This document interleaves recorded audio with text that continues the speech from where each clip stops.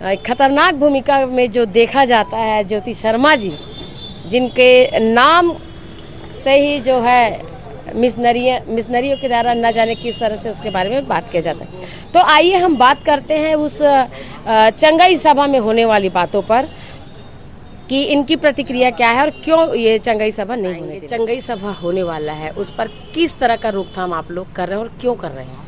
सबसे पहले तो हमने प्रशासन से मांग किया है कि उन्हें अनुमति ना दिया जाए इस कार्यक्रम के लिए। सबसे पहला मांग वही है, क्योंकि अगर उनको यहाँ पर परमिशन दे दिया जाएगा तो धर्म परिवर्तन जो चंगाई सभा के नाम से इन लोग करते हैं, धर्म परिवर्तन है सभी लोग जानते हैं, तो वो सबसे ज़्यादा छत्तीसगढ़ में हो रहा है।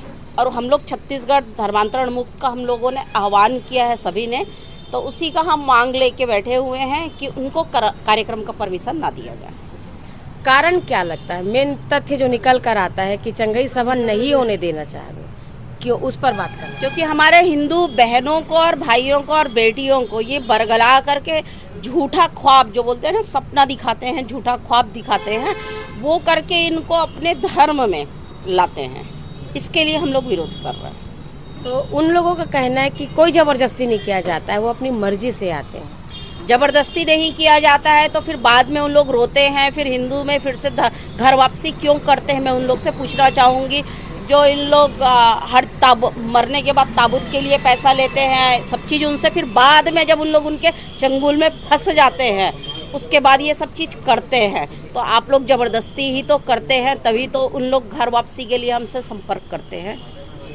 तो ऐसा कितना केस हुआ है जो घर वापसी के लिए आप लोग से संपर्क कर? हजारों की संख्या में है, हम लोग घर वापसी करवाते हैं, प्रबल प्रताप भाई भी करवाते हैं, रतन भाई, हम लोग सभी जगह हम लोग घर वापसी का कार्यक्रम करवाते ही रहते हैं।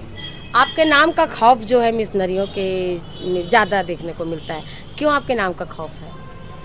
अब वो ही बता सकते हैं कि मेरे नाम का खौफ क्यों है। मैं तो ऐसा बस नारा जो हमने बनाया हुआ है, रोको टोको और ठोको का है, तो रोकना और टोकना तो मैं करती नहीं हूँ। अगर वो गलत है तो ठोकने का काम करती हूँ, तो हो सकता है इसलिए उनमें खौफ हो। कोई बात नहीं, ये बिल्कुल ज्योति शर्मा का गलत बात है। एक नंबर की झूठी औरत है, वो सबको खुद ही भड़काती है, अपने जाति वालों को, अपने धर्म वाले को वही खुद भड़काती है।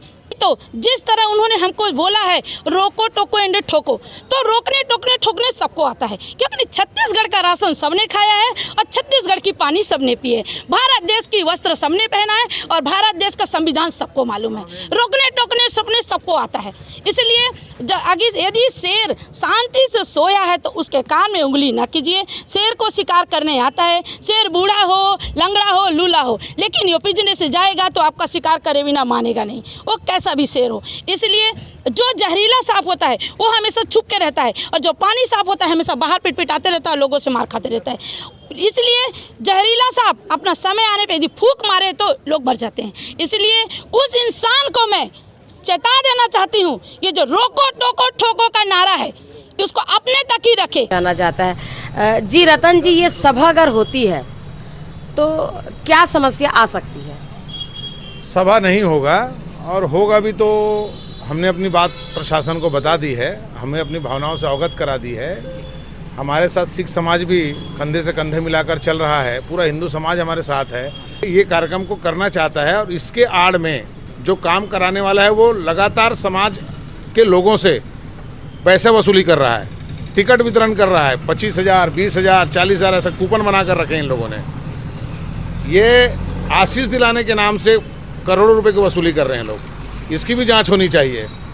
लेकिन मैं जहां तक कहता हूं कि ये सिर्फ बोल रहे हैं कि हम सिर्फ प्रार्थना करने के लिए आ रहे हैं, ये सरासर गलत है। छत्तीसगढ़ में टोनी एक्ट लगा हुआ है, यहाँ पर आप किसी भी कीमत में किसी को अंधविश्वास के जाल में नहीं डाल सकते। कल सिख समाज दुर्ग पूरा मिल के कल हम सब मिलके कलेक्टर महोदया जी के पास गए थे, और हमने वहाँ पे अपना एक ऑब्जेक्शन रेज़ किया है। जो विशेष प्रार्थना सभा सेक्टर 7 दशहरा ग्राउंड में 23 और 24 तारीख को होने वाली है, उसके लिए हमने एक ऑब्जेक्शन अपने सिख समाज दुर्ग की तरफ से वहाँ पे रेज़ किया है। ये ऑब्जेक्शन हमने इसलिए रेज़ किया है कि वहाँ पे हमें जो ज्ञात हुआ है कि वहाँ पे मजहब को बदलने का जो उन्होंने एक तरकीब निकाली है, और ये प्रोग्राम को रखते हैं और अलग अलग समाज के लोगों को इन लोग बुला के लोग और लोभ दे के उनका जो मजहब है वो चेंज करने के लिए बोलते हैं। ये एक बहुत ही ख़राब चीज़ हुई है और इसमें हम लोग जो सिख समाज को जो हमको बहुत जो ठेस पहुँची, उसमें एक और ये बात है कि जो बलजिंदर सिंह जी आ रहे हैं वह भी सिख समाज से ही बिलोंग करते हैं, पर उन्होंने अपना क्या कहते हैं मज़हब चेंज कर लिया। अब इसमें अगर वो आ रहे हैं तो फिर सिख समाज के आदमी क्यों आ रहे हैं? वो क्रिश्चियन जो आ रहे हैं पूरे क्रिश्चियन क्यों नहीं आ रहे? और अगर बलजिंदर सिंह ने अपना मज़हब चेंज कर लिया तो उन्होंने अपना नाम चेंज क्यों नहीं किया? चेंज कर लेते। वे काहे को ये दिखा रहे हैं कि वो अभी भी सिख हैं? बलजिंदर सिंह वैसे तो ये होना नहीं चाहिए। इसीलिए हमने सिख समाज दुर्ग ने बहुत रोष दिखाया और कलेक्टर महोदया जी से अनुरोध किया कि इस कार्यक्रम की अनुमति ना दी जाए, क्योंकि अगर इसे अनुमति दी जाएगी तो बहुत से दंगे होने के चांसेस हैं। इस दंगों को रोकने के लिए इस टाइप के कार्यक्रमों को अनुमति ना दी जाए। अगर क्रिश्चियन समाज अगर वो अपने समाज को लेके बैठता है तो समझ में आता है क्यों क्रिश्चियन समाज के लोग, कई क्रिश्चियन जो हैं गली गली घूम के धर्म परिवर्तन में लगे हुए हैं, क्यों करते हैं? अगर उन्हें इतना कॉन्फिडेंस है अपने समाज पे, अपने मजहब पे, तो वो अपने वहाँ पे अपने जहाँ चर्चेज़ हैं वहीं पे बैठ के अपने आदमियों के जितनी उनकी पॉपुलेशन है उन्हीं को मेंटेन करें ना। क्यों दूसरे समाज के लोगों को वह भौंकलाते रहते हैं और बोलते हैं कि हमारा मजहब को ग्रहण कर लो? उन्हें अपने मजहब पे कॉन्फिडेंस नहीं है क्या?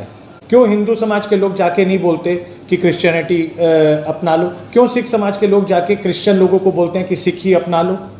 हमें अपने मजहब पे पूरा यकीन है, हम कॉन्फिडेंट हैं अपने मजहब पे। मैं गर्व करता हूँ कि मैं आज सिख हूँ। तो जब हम किसी के मजहब में जाके, चाहे वो हिंदू हो गए चाहे सिख हो गए, वो क्रिश्चियन लोग के पास जाके, क्रिश्चियन लोग के घरों में जाके नहीं बोलते कि आप हमारे मजहब को ग्रहण कर लीजिए, तो वो क्यों दूसरे लोगों को प्रोत्साहित करते हैं कि आप हमारा मजहब ले लो? क्या उनको अपने मजहब के कॉन्फिडेंस नहीं है?